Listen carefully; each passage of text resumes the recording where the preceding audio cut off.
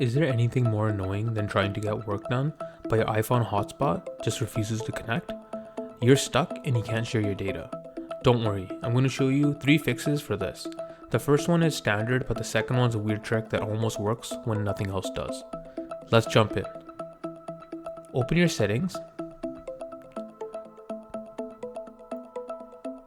and go to cellular. First, verify your mobile data is actually on. As you can see, cellular data is on. Now, tap into Personal Hotspot.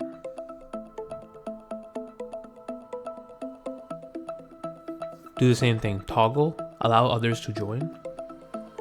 Off, then back on. Leave the screen open on your phone and try connecting your other device now. Still not working? Okay, here's the trick I mentioned. Sometimes the broadcast name gets stuck. We need to force it to reset. Go back to your main settings menu.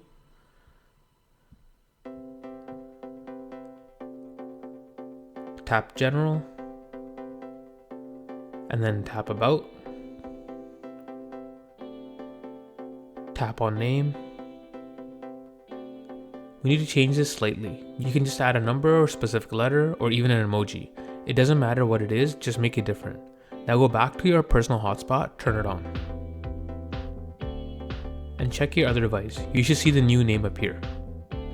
If you're still having bad luck, we have to go with the nuclear option, the force restart.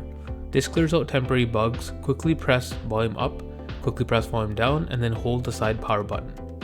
Keep holding, the screen will go black.